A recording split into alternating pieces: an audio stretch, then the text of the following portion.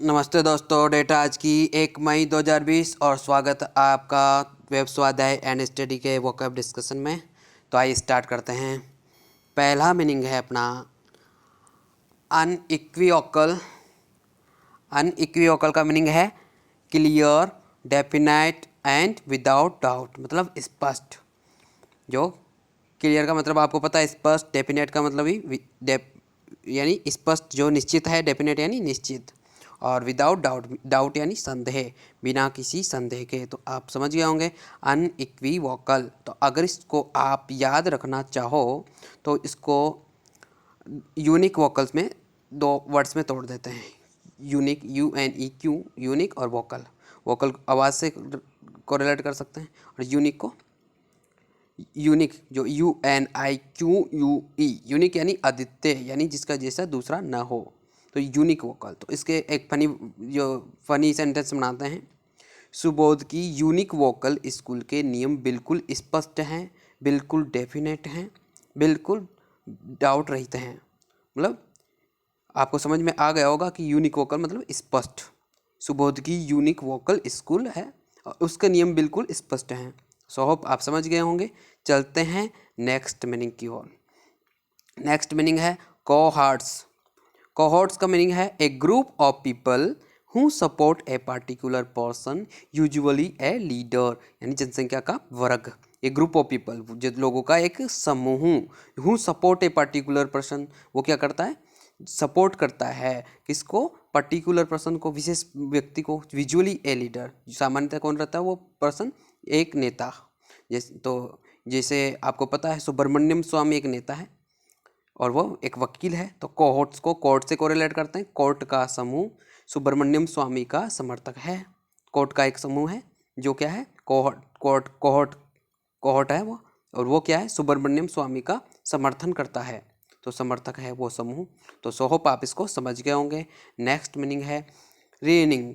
Raining का मतलब होता है कीप अंडर कंट्रोल, रेस्ट्रेन मतलब संयम, मतलब लगाम लगाना, मतलब रोकना। तो रीइनिंग को आप आराम से समझ सकते हैं रेनी सीजन से कोरिलेट करके। रेनिंग रेनिंग रेनिंग रेनिंग, अगर इसको बोलोगे तो रीइनिंग जैसे रेनिंग जैसा निकलेगा। तो इसमें रेनिंग सीजन में बीमारियों पर लगाम लगाना आवश्यक है। यानी रेनिंग सीजन है, उसमें बीमारियों पर लगाम लगाना आवश्यक है। तो रेनिंग सीजन लगाम, तो रेनिंग यानी लगाम और संयम। तो सो आप इसको समझ गए होंगे। चलते हैं नेक्स्ट मीनिंग की ओर। नेक्स्ट है हॉबर्ड। हॉबर्ड का मीनिंग हो गया to walk with difficulty because your feet और लेग आर हर्ट, यानी लड़खड़ाना। वॉक विथ डिफिकल्टी, कठिनाई से चलना। क्यों? योर फीट और लेग्स आर हर्ट, यानी पैरों को, आपकी टांगों को चोट लगी हुई है, तो आप लड़खड़ाओगे। तो हॉबर्ड हो गया। तो हॉबर्ड को अगर आप याद रखना चाहो तो उसको दो फनी वर्ड्स में तोड़ते हैं। हो बल, हो बल। तो इसको एक फनी सेंटेंस बनाते हैं। वहाँ हो कुछ ऐसा शोर बहुत ज़्यादा हो रहा था, इसलिए वो अपने बल खड़ा ही नहीं हो पाया, क्योंकि वो बार बार लड़खड़ा रहा था। तो हो बल, तो लड़खड़ाने वाला क्या करता है? हो बल, हो बल, हो बल, हो बल, लड़खड़ाता आदमी हो बल कर करके लड़खड़ाता है। तो आप इसको मेमोराइज कर सकोगे। चलते हैं नेक्स्ट मीनिंग की ओर। नेक्स्ट है बिक्रिंग। बिक्रिंग का मतलब होता है एन आर्ग्यूमेंट अबाउट पेटी एंड ट्रिवियल मैटर्स, मतलब एक लड़ाई झगड़ा। कहाँ सुनी? तो आर्ग्यूमेंट, यानी झगड़ा किसके बारे में? पीटी और ट्रिवियल मैटर्स। जो पीटी यानी छोटी छोटी, क्षुद्र, तुच्छ। ट्रिवियल यानी छोटी मोटी, क्षुद्र, वो जो मैटर होते हैं उसके बारे में अगर आप छोटी मोटी बातों पे लड़ाई कर रहे हो, जो जिसका कोई वैल्यू नहीं है, सेंस नहीं है, तो उसको बोलते हैं बिक्रिंग करना। तो इसको आप बाइक से कोरिलेट कर सकते हैं। बाइकर, तो दो बाइक वाले टकराने के बाद रोड पर झगड़ने लग जाते हैं। क्यों? क्योंकि बिक्रिंग करने लग जाते हैं। तो बिक्रिंग को दो बाइक वालों से कोरिलेट करके आप मेमोराइज कर सकते हैं। तो सो होप आप समझ गए होंगे। चलते हैं नेक्स्ट मीनिंग की ओर। नेक्स्ट मीनिंग है पैंथियन।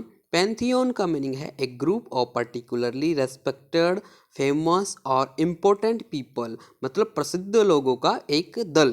पैंथियोन, तो एक ग्रुप है किसका, पर्टिकुलरली विशिष्ट, रेस्पेक्टेड, जो आदरणीय, जिनका आदर होता हो, जो फेमस हो, प्रसिद्ध हो, इम्पोर्टेंट हो, ऐसे पीपल का जो ग्रुप होता है उसको बोलते हैं पैंथियोन। पैंथियोन, तो इसको अगर आप याद रखना चाहो तो पैन का मतलब होता है आल और थियोन का मतलब होता है गॉड्स, जैसे रोमन के अंदर पैंथियोन, रोम में पैंथियोन किसे बोलते हैं, सब देवताओं के जो मंदिर होते हैं उसको पैंथियोन बोलते हैं। तो ये जो प्रसिद्ध लोग होते हैं वो भी देवताओं से कम नहीं होते हैं। तो आप इसको एक तरह से फनी वर्ड्स बना सकते हैं, पैंथियोन, जिसमें अच्छी, पैंथियोन जो है सब देवताओं का जो मंदिर है जिसमें सभी अच्छी क्वालिटीज है, ऐसे लोगों का एक दल है, एक ग्रुप है, तो पैंथियोन। पैन यानी आल, थियोन यानी देवता, सभी देवता, यानी सभी अच्छे लोगों का ग्रुप, प्रसिद्ध लोगों का ग्रुप। तो सो होप आप इसको समझ गए होंगे। चलते हैं नेक्स्ट मीनिंग की ओर। नेक्स्ट मीनिंग है move up a gear. Move up a gear एक फ्रेजल वर्ब है, मीनिंग है to begin to do something in a more energetic, vigorous और इफेक्टिव मैनर देन प्रीवियसली। मतलब मूव अप ए गियर का मतलब हो गया कि किसी चीज़ को शुरू करना किस तरीके से, मोर एनर्जेटिक, और ज़्यादा ऊर्जा के साथ, और ज़्यादा जोरदार तरीके से, और ज़्यादा इफेक्टिव मैनर में, जैसा कि हमने पहले किया था उससे ज़्यादा तरीके, वो उससे ज़्यादा एनर्जी के साथ, ज़्यादा जोर के साथ, ज़्यादा इफेक्टिवनेस के साथ अगर आप किसी काम को शुरू करते हो उसको कहते हैं मूव अप ए गियर। मतलब आपने मूव अप किया, ऊपर की ओर किया गियर को। तो जैसे गाड़ी चलाते हो तो अब गाड़ी दूसरे गियर से तीसरे, तीसरे से चौथे गियर में जाती है तो मूव अप ए गियर बोलते हैं। तो गियर चेंज करते हैं यानी बढ़ाते हैं। तो मूव अप ए गियर यानी गियर बढ़ाने से क्या होता है, गाड़ी और तेज भगती है, और एनर्जाइज होती है, और इफेक्टिव तरीके से दौड़ती है। तो मूव अप ए गियर, इसको गाड़ी से कोरिलेट कर सकते हैं, मतलब पहले की तुलना में, मूव अप ए गियर का मतलब हो गया पहले की तुलना में और ज़्यादा एनर्जी, और ज़्यादा जोरदार तरीके से, और ज़्यादा इफेक्टिव तरीके से स्टार्ट करना, शुरू करना। तो सो होप आप इसको समझ गए होंगे। नेक्स्ट मीनिंग है इनकम्बेंट। इनकम्बेंट का मीनिंग हो गया करंटली होल्डिंग एन ऑफिस, यानी पदग्राही। पदग्राही का मतलब हो गया जिसने अभी पद पे जो आसीन है, इनकम्बेंट, करंटली जो पद के ऊपर आसीन है। जैसे अभी रामनाथ कोविंद जी है जो क्या है, प्रेसिडेंट के पद पर आसीन है। तो करंटली होल्डिंग, उन्होंने क्या कर रखा है, होल्डिंग कर रखा है the office of president of India. तो उसको बोल सकते हैं पदग्राही। तो इसको अगर आप याद रखना चाहो तो आप इसको एक फनी वर्ड्स बनाते हैं, इनकम बनती है, इनकम बनती। इनकम कब बनती है, जब आप पदग्राही होते हैं।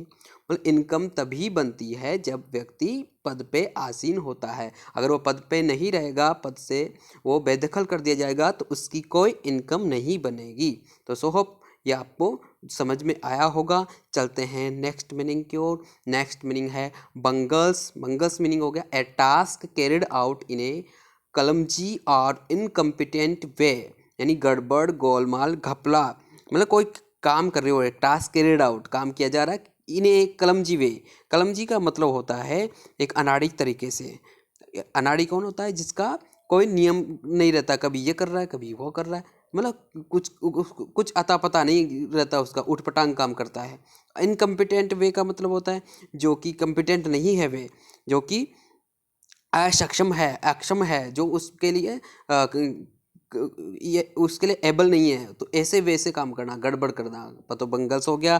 तो बंगल्स को अगर आप को रिलेट करना चाहो जंगल में मंगल से, तो आप इसको एक फनी वर्ड्स बना सकते हैं, जंगल में मंगल कर देना, मतलब कि गड़बड़ कर देना, यानी बंगल, जंगल मंगल बंगल कर देना यानी गड़बड़ कर देना। जंगल मंगल, जंगल में मंगल और बंगल यानी गड़बड़। तो सो होप आप इसको समझ गए होंगे। नेक्स्ट मीनिंग की ओर चलते हैं। नेक्स्ट मीनिंग है अपना डिसिसिव। डिसिसिव का मतलब होता है हैविंग और showing the ability to make decisions quickly and effectively, यानी निर्णयात्मक। हैविंग ए और शोइंग द एबिलिटी, मतलब आपके पास कोई एबिलिटी है, वो यहाँ आपके पास एबिलिटी किसी को दिख रही है। कौन सी ability, ability to make decisions, यानी निर्णय लेने की एबिलिटी, क्विकली एंड इफेक्टली। निर्णय कैसे, जो क्विकली हो, क्विकली यानी जल्दी हो, यानी तुरंत हो, और इफेक्टिवली मतलब वो प्रभाव भी दिखाए निर्णय आपका। ऐसा नहीं कि आपने निर्णय तो ले लिया, डिसीजन तो ले लिया, लेकिन उसका कुछ इफेक्ट ना हो, इफेक्टिव हो, इफेक्टिवली हो, तो इसको बोलते हैं निर्णयात्मक। तो डिसीसिव, डिसीजन को सब हर कोई जानता है, तो इसको आप वैध वर्ड्स में कोरिलेट करने की कोई आवश्यकता नहीं है, क्योंकि डिसीसिव मतलब निर्णयात्मक, यानी जो निर्णय से रिलेटेड है, डिसीजन से रिलेटेड है। तो ये आराम से आपको याद हो जाएगी, डिसीसिव यानी निर्णयात्मक। तो चलते हैं नेक्स्ट मीनिंग की ओर। नेक्स्ट मीनिंग है bizarre. Bizarre means very strange और अनयूजुअल, यानी विचित्र यानी असामान्य। वेरी स्ट्रेंज, स्ट्रेंज का मतलब होता है अजनबी। स्ट्रेंजर होता है ना, स्ट्रेंजर आ गया भाई, अजनबी आ गया। स्ट्रेंज यानी थोड़ा अजीब, स्ट्रेंज यानी अजीब। अनयूजुअल यानी जो यूजुअल नहीं है, जो सामान्य नहीं है, यानी असामान्य। यूजुअल यानी सामान्य, अनयूजुअल यानी असामान्य, तो विचित्र। तो बिजार यानी विचित्र असामान्य। अगर इसको आप याद रखना चाहो तो बाजार से कोरिलेट करके एक फनी वर्ड्स बनाते हैं, बिजार बाजार। अब इसको देखो, बाजार से एक फनी सेंटेंस बनाते हैं, बाजार में ज़्यादातर असामान्य चीज़ें ही देखने को मिलती है। बाजार में ज़्यादातर विचित्र अजनबी चीज़ें ही देखने को मिलती है, ज़्यादातर। वेरी स्ट्रेंज यानी ज़्यादातर। तो सो होप आप इसको समझ गए होंगे। नेक्स्ट मीनिंग है लेस्ट आउट, ये फ्रेजल वर्ब है। इसका मीनिंग है to make a sudden verbal और फिजिकल अटैक और टू क्रिटिसाइज वेहेमेंटली। वेहेमेंटली का मतलब होता है जोरदार। टू मेक ए सडन मतलब बनाना क्या, make a sudden verbal, sudden अचानक, वर्बल यानी मौखिक, और फिजिकल यानी शारीरिक अटैक। आपने यहाँ तो मौखिक अटैक कर दिया या शारीरिक अटैक कर दिया। और टू क्रिटिसाइज, और अथवा आपने क्या किया, टू क्रिटिसाइज यानी उसकी निंदा की, किसने, वेहेमेंटली, जोरदार तरीके से। तो यानी आपने अचानक से किसी के ऊपर वर्बल, मौखिक या शारीरिक अटैक करना यानी हमला करना। मौखिक हमला या शारीरिक हमला, या क्रिटिसाइज वेहेमेंटली, जोरदार तरीके से उसको आपने निंदा कर दी, उसको क्रिटिसाइज कर दिया, तो इसको बोलते हैं लेस्ड आउट। तो इसको अगर आप याद रखना चाहो तो लेस, LASH, लेस का मतलब होता है जोर से मारना। इसको आप याद रखना चाहो लेस को, उसकी इतनी बुरी तरह मारा कि बेचारे की लाश ही बन गई। लेस, इसको लाश भी बोल सकते हैं, जिसका प्रोनाउंसिएशन है जो लेस है, LASH, लेस। और इसको लाश से एक कोरिलेट करते हैं जो फनी वर्ड्स में। तो उसको इतनी बुरी तरह मारा कि बेचारे की लाश ही बन गई। तो लेस का मतलब हो गया जोर से मारना, बुरी तरह मारना। तो आप ये समझ गए होंगे। लेस्ड आउट मतलब मार के बाहर हो गए, मतलब आपने अटैक कर दिया। लेस्ड आउट का मतलब हो गया एक वर्बल अटैक और फिजिकल अटैक। तो इसको अगर आप लेस्ड आउट को लेस यानी लाश से कोरिलेट कर सकते हैं, तो यानी मारने से कोरिलेट कर सकते हैं। तो जोर से मारना होता है, लेस यानी जोर से मारना, लेस्ड आउट यानी आपने जोर से मार के भी आप बाहर हो गए। मार आउट, आउट यानी बाहर होना, तो मतलब आपने अटैक कर दिया, यही है ना, अटैक कर दिया। तो एक सडन वर्बल और फिजिकल अटैक कर दिया और क्रिटिसाइज कर दिया वेहेमेंटली। तो सो होप आप इसको समझ गए होंगे। हमारी आज की डिस्कशन में बस इतना ही। अगर आपको यह डिस्कशन अच्छा लगा हो तो ही इस चैनल को सब्सक्राइब करें, हमारे वीडियो को शेयर करें, लाइक करें। तो thank you very much for discussion.